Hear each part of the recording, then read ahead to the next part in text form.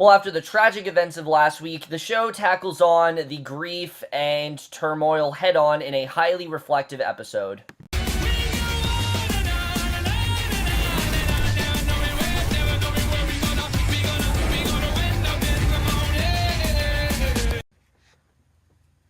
Hey guys, here for class, Series 1, Episode 2, The Coach with the Dragon Tattoo, and I really didn't know what to make of this episode, honestly, because as you guys know, while I did really enjoy last week's premiere, I thought it was a really good start, you got introduced some really interesting characters, I didn't really know where the show exactly was gonna go from here, really. They didn't really provide a lot of explanation and things like that, so I was very unsure how this episode was going to be, and to tell you the truth, guys, not only did I think this episode was a million times better, but if this is what the rest of the show is going to be, I'm perfectly fine with that, because as you guys know, rather than, since this is a Doctor Who spinoff, you would think they follow the same formula as Doctor Who. That's not necessarily true, though. They kind of have free reign to do whatever the hell they want, considering it is a spinoff. It doesn't have to be the same kind of show. Every show is the same kind of formula. Doctor Who formula, it works for that show, but that doesn't mean it'll work for this show, and I'm glad this show decided not to go in that direction. In fact, this episode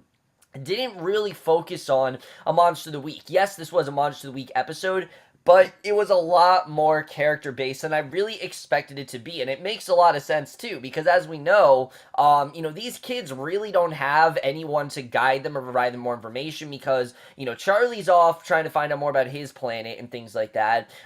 Quill could care less. She has enough worries with Charlie and everything. She doesn't really want to have to care for him. Why would she want to have to care for these kids? And I like that we kind of left Tanya, Ram, and April on their own to fend for themselves, really deal with the tragedies that they faced last week. But let's just get into this episode, because I definitely do want to talk about it. And we start with Tanya. She calls Ram, but she gets no answer, and this happens a lot throughout the episode because Ram is really dealing with a lot of shit, but she leaves a message saying she hasn't seen him since prom. She offers to be there if he wants to talk about what happened, and April and Charlie then call as well, and Coach Dawson's then in the locker room, pulls a shirt on over the dragon tattoo on his back, so immediately we know something's up with this coach. We don't know what it is, but you can't trust him. And on the football field, Ram looks at his new prosthetic leg. He then limps out and joins in the soccer practice, but he misses his shots, and Dawson calls him out.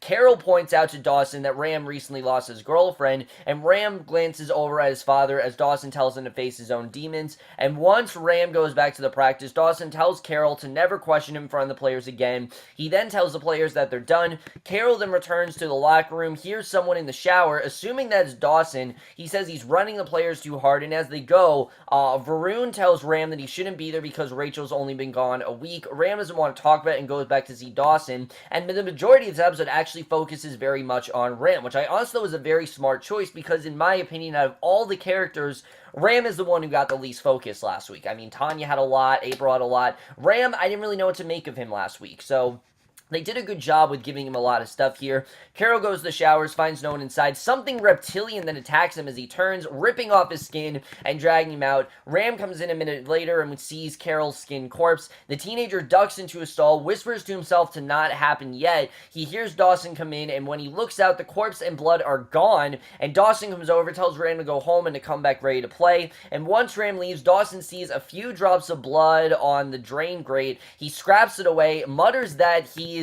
in control, not the dragon tattoo in his back, with blood on its teeth, and like I said, immediately we know something very strange is going on with this coach. We don't really know what that's about, but I thought there was a really great start to this. I thought they did a really good job with that overall, and again, it really does push the boundaries when it comes to Doctor Who. The show's taking a lot more chances, and this really does show that right here. So then Charlie, April, and Tanya meet in the gym. Charlie points out that no one seems to remember the Shadowkin invasion at prom, and is surprised that they chose not to see, and April figures that it wouldn't be so bad if nothing else came through the rift, and Charlie points out that she'd never get her heart back. They go see Ram, they see Ram go by, and Tanya confirms that he won't let any of them talk to him, and Armitage then tells Quill that an inspector is coming, reminds her that her class is part of the school, and he warns the inspector, that the inspector wants their science rank to improve, and he'll be there later that day. As we know, Quill does not really care about her students. She really, I think, could just care less about them, and I like that he's, trying to give her this reality check of, hey, you're going to be a teacher, you got to care about your students. So, in his office, Dawson then moves Ram to the second team. Charlie approaches Ram in his locker and asks how his prosthetic leg is feeling, and Ram insists that they're not friends and he has enough to deal with on his own, and he knocks Charlie's books out of his hands and walks away. Now, it makes sense why Ram would be so hostile towards Charlie, because he knows, what Charlie is and the connection that he has, and he just doesn't want any part of it. I think Ram honestly just wants a break for a little bit, and I don't blame him. I mean, after all the stuff that went down there between losing his leg and losing his girlfriend, it's a lot to deal with, obviously, and especially Charlie, he just does not have very positive energy towards him right now, because Charlie's the main reason why a lot of this stuff went down, so you can understand why he wants to steer away from him. So, later in physics class, Quill hands back the student papers, says that they're all abysmal, particularly Ram's, and April and Charlie then point out that Ram lost his girlfriend, and Ram angrily tells them to leave him alone. Again, he doesn't want anyone to know about it, and he's trying to forget about it, you can tell. So, he walks out, Quill gives the other students a surprise quiz, and meanwhile, Ram goes to Dawson's office, asks if Carol's around. Dawson says that Carol quit on him, and Ram notices he's been moved to the second team. He says he'll earn his place, and Dawson warns that there is no third team. Ram leaves unaware of Carol's corpse behind Dawson's desk wrapped in plastic, which again, really good stuff there. But Ram goes back to the locker room. He checks the shower for blood, and he finds none. He figures that he's just going crazy. This is a side effect, and he goes up for a smoke. A cleaner is there, offers him a lighter. He asks her if she's ever felt like she's losing it. They hear a noise from a garbage bin and investigate, but there doesn't seem to be anything inside. So when they turn away, the lid slams down, startling them. They turn back to face a giant dragon. It grabs the cleaner and flies off, her blood spraying in Ram's face. That was insane the way that was done, but again, the show is clearly a lot more violent than Doctor Who because how much it's grounded in realism, and I thought there was something that was done very well here. So he hides, he listens to the dragon, skinning the cleaner alive, then tosses her skin into the dumpster before dragging off the corpse. Ram goes to shower to wash off the blood, and he remembers watching Rachel die. And it's very interesting the way that these memories are triggered. Like, anytime something reminds him of that,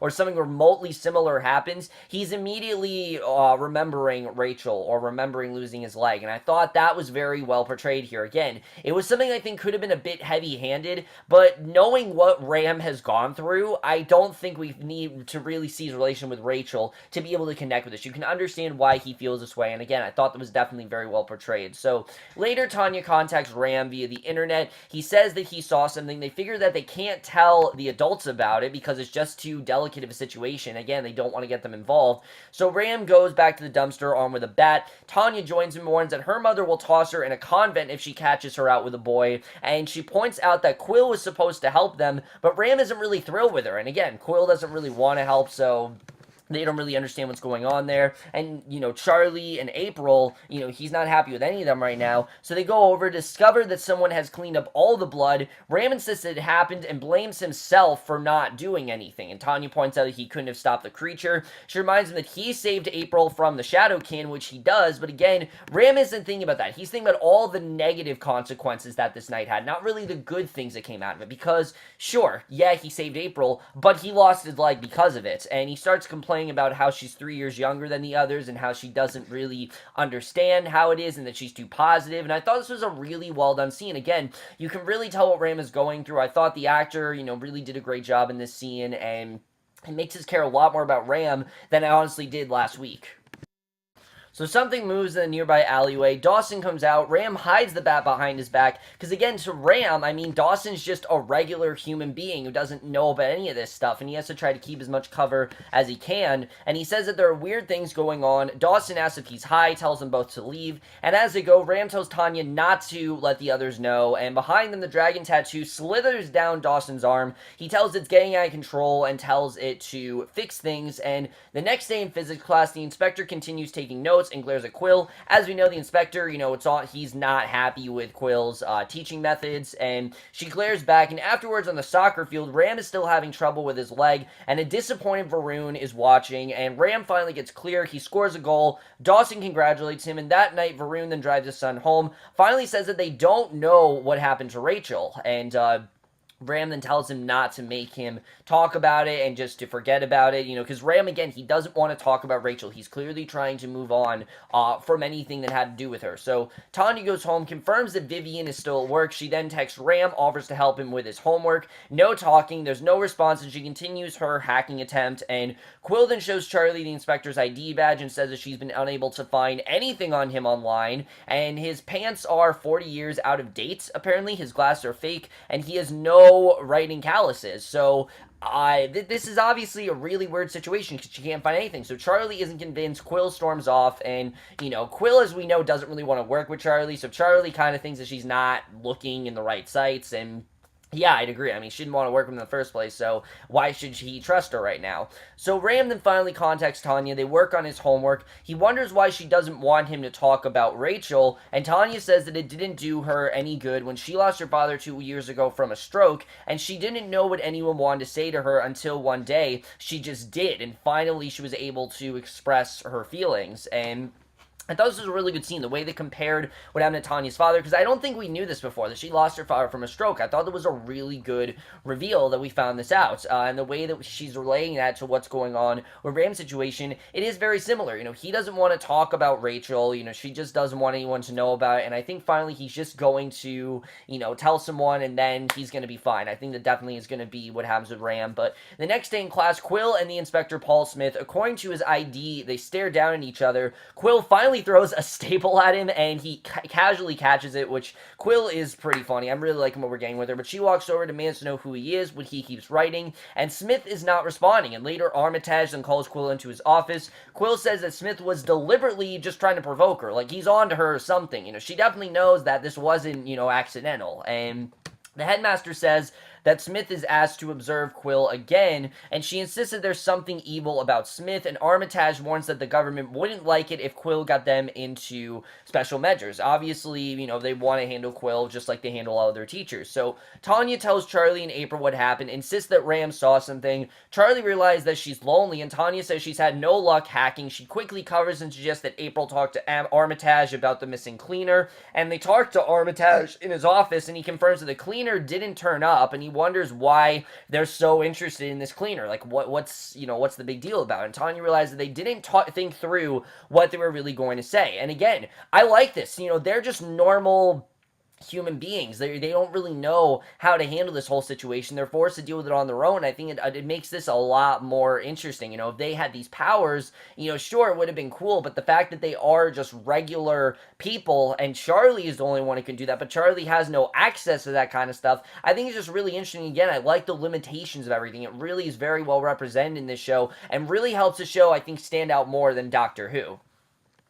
So in the locker room, Dawson then tells the players to run 10 laps, and once the others leave, Ram approaches Dawson, and Armitage says that he doesn't think any of them are up to mischief, and he tells them that they can talk to him. April starts to tell him the truth, and as Tanya and Charlie try to stop her, a rift then opens behind Armitage, and Dawson tells Ram he's out of chances. He removes his shirt, and as the tattoo climbs across Dawson's back, Ram says he needs to be on the team, and the dragon comes through the rift as Armitage shields the three teenagers. It slams the door shut so that they can't escape, and asks where Anger is, and Ram then asks Dawson for tutoring to get his form back. The dragon kills Armitage and skins him, which that was extremely shocking. I had no idea Armitage was going to die, but yeah, the dragon killed him, and it drags the body back through the rift, and Dawson then tells Ram to go home. Once Ram leaves, the dragon tattoo climbs up Dawson's neck. He glances at it for a moment, and the students call Quill in, but there seems to be no blood. She figures that they're playing a prank. She walks out. They follow after, unaware of the drops of blood on Armitage's chest set, and Dawson then looks at himself in the mirror, insists that he's not in control. His eyes are glowing green, and at home, Ram looks at a photo of himself and Rachel. He then calls Tanya and asks when she knew the time was right, to just finally let everyone in on what's going on. And at home, Charlie's sketching the dragon when April texts him. Tanya says she talked to her brothers, and they talked about her father while they played Xbox, and Ram admits that he misses Rachel, and he can still see her dying. Like, he still has that memory in his head. It keeps flashing before his eyes over and over again, and I feel like that's something that happens a lot. Like, especially when you see someone die, there's just something so much more significant about that than when you hear about, because just hearing about it, sure, I mean, you can think about it, you can remember when you got the call, but you can't remember how it actually happened. You can think about how it happened, and it haunts you how it happened, but when you actually see someone die, that changes everything, really. And that's the big thing for Ram, is that he did see Rachel die, and it's imprinted in his head. It's driving him insane. And they call April and Charlie, and Charlie shows them his drawing. Ram realizes where they have to go. They go to the school and wait for Tanya. So Quill's walking down the school hall after hours when she sees Dawson. Smith steps out and stares at her. Quill says he'll regret it when he eventually makes his aggressive move, and when she wonders what he wants, Smith then writes down "you" and shows it to her, and Quill then slams him against a locker and kisses him, which that was really surprising. The fact he was actually flirting with her and not actually as upset, I thought that was honestly really funny, but basically, Tanya meets the others. Ram says they have to find Dawson, admits they're all on the same team, and Quill tells a shocked Smith that she's alone and trapped, but Smith is too busy staring in shock as the dragon that arrived. She runs off, Smith then follows her, and as they go to the dumpster, Ram explains that Dawson has a tattoo of the dragon that they saw, and as he figures they have to find the coach, Dawson comes out holding a plastic bag dropping blood, and it's arm attached, and Dawson then tosses the bag in a dumpster. Quill and Smith then run down the hall. Tanya realizes they don't really have a plan, and Ram then says that he has one and goes over to Dawson. Quill and Smith then run to a classroom. The dragon easily slams through the door, and as it moves in, Quill admits that she's out of ideas, but then says that she has one. She shoves Smith to the dragon. Smith's skull then starts to grow, and the students confront Dawson, who reveals that the tattoo is still on his body,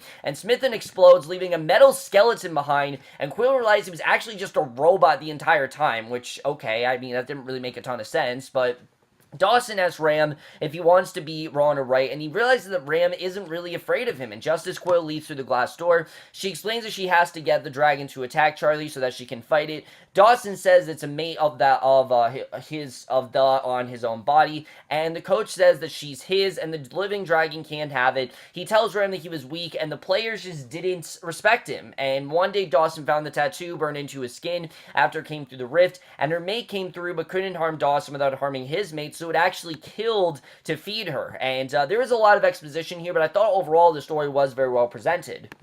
So Dawson then apologizes for them seeing so much. He then tells the living dragon to kill them. Quill prepares a fight. Ram asks the dragon if it's going to take what Dawson is doing to it, and Dawson says that it doesn't have a chance because he'll tear his skin and harm the dragon if it doesn't kill the teenagers, and the dragon talks saying that its mate is trapped. Ram tells it to deal with the new reality. He says that Dawson won't kill because the dragon will kill him, and when Dawson says it's a standoff, Ram tells the dragon that on their world they can preserve skin as leather, and at least it will have its mate, and he says that he's done. He invites the dragon to kill me because he doesn't want to see the things that he's seen. The dragon advances, it grabs Dawson, it drags him back through the rift, and later inside, the team discusses what happened. They realize that now, this is what they do. They have to kill people, and Ram walks off. He's very disappointed. Tanya goes after him. April says she doesn't want to kill anybody, even bad guys, which, is understandable. She just wants to be able to live a normal life, but that's not really how this is going to go. So outside, Tanya asks Ram if he meant what he said when he said he didn't care the dragon killed him,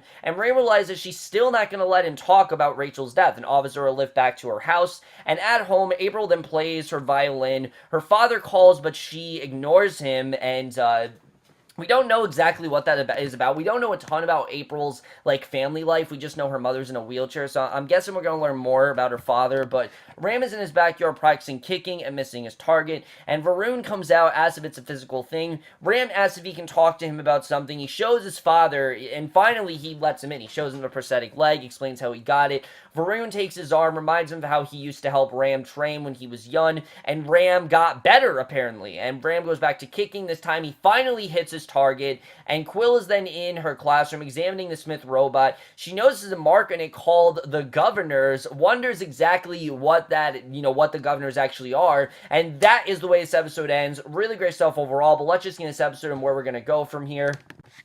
So overall, guys, this was a really great episode. I honestly really did love what we got here. But let's first talk about this whole thing with the Governors, because I don't really know what the hell this is all about. I'm guessing this is going to be how Quill is forced to intervene and let the students in on what's going on. Because as we know, she wants no part of this. I mean, she just wants to be able to, be a teacher and, tend to her own kind. And, she could care less about even Charlie, really. I mean, she's forced to work with him, but that's already, annoying her. There's no way she's going to really want to have to let the kids in on what's going on, but I feel like in this situation, she's going to have to, it just seems so, it seems like there's something much larger going on there. We don't really know what exactly that's about, but I think that definitely is going to play a bigger role later on, so we'll have to see what that's really all about. But let's talk about Ram, because this was a really great episode for him. Like I said, I didn't really think much of him in the first episode. I think they definitely had stuff with him there, but Charlie, April, and Tanya were just a lot more compelling to me. Ram, on the other hand,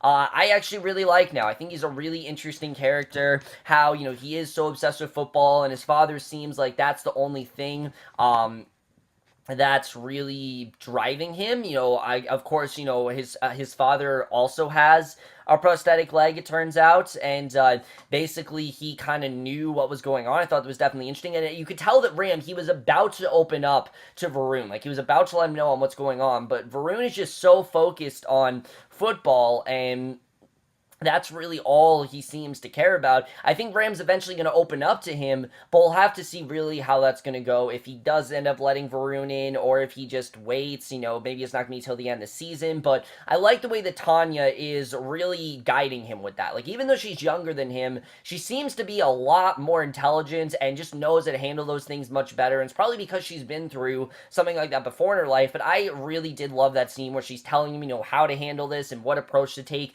Just really good stuff there. I like how she is kind of his mentor rather than him being her mentor. I just really like that dynamic overall of Ram and Tanya, and I thought that was definitely really well done, the way that was approached.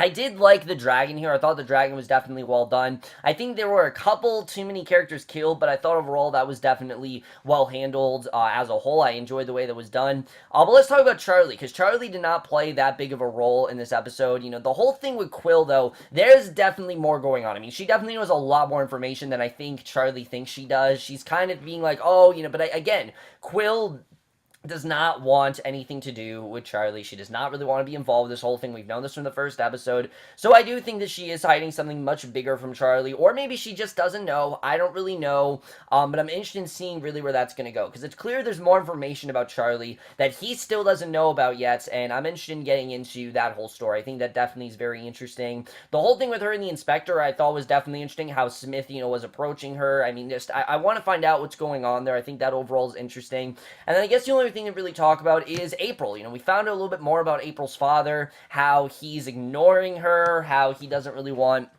anything, she is ignoring him and her father's calling out. We don't know much about that whole story. I don't know, if she's just we're gonna find out more there, but I think overall that was definitely interesting, the way that was done, her playing the violin. I don't think we knew that she did that before, but she does play the violin. And like I said, I like that these are normal kids, and that's what they are. They're normal kids. They have to deal with this in a rational way. They are in an irrational situation, so they can't really take that approach, and it's definitely something where you don't really know how to handle this kind of thing. I'd probably be in the same position as them, where how do you handle this kind of thing where you're forced to kill and you don't really want to have to do that? I mean, high school's already so stressful as it is. What happens when killing has to come into it? And that's the thing that they're really dealing with right now. And I know a lot of people are not loving this show, but I really did love stuff. So if I had to have one complaint, I do think the show is a bit confused. I definitely will say that. I think they're unfocused in terms of where they really want to go towards the end of the season. But we're only on episode 2, so I'm fine with that. But I hope it doesn't become a recurring instance where you don't, there's going to be, you think there's going to be the villain, then they kill that villain off. I don't exactly know where the show's going in terms of mythology-wise, but character-wise, I'm definitely on board now. I really am enjoying these characters. I think they all are very compelling. I like what we got going on with most of them. I think overall, we just got a really good group of actors here. They all work very well together. I think the chemistry definitely was a lot better in this episode, but again, it's not fully there because these four have never really Ram and Tanya have, but the others, they don't really know Charlie that well yet. Charlie has only been there for a little bit, so there's still, that chemistry is still gelling, and I think it makes sense as to why it is going in that way. But overall, guys, I really did love this episode. I like the backstory of the coach. I mean, it was a bit complicated, but I thought overall that story definitely was overall interesting. I'm really enjoying the show so far. I think a lot more than other people are. I know it wasn't a big hit in the UK, but I think it honestly could be a bigger hit here. And I am going to give Class Series 1, Episode 2, The Coach with the Dragon Tattoo, a 4.5 out of 5 or an A-. So over, guys, for this episode of Class. I know you guys thought this episode overall, left your thoughts in it. A lot of people are not watching the show, and I'm not entirely sure why. I mean, Doctor Who is literally promoting it constantly, so I don't know why people aren't really watching it, but it doesn't seem to be getting a lot of love. Hopefully it's a show that does pick up steam, and I think it's going to get better from here, definitely. I did hear it gets better as it goes on, but that's my review. Hope you guys enjoy it. We'll see you guys in my next video, which will be for the season of Switch at Birth. I know you guys have been asking me for it, and I'm going to try to get it out today, and I will see you guys for that. Okay, bye.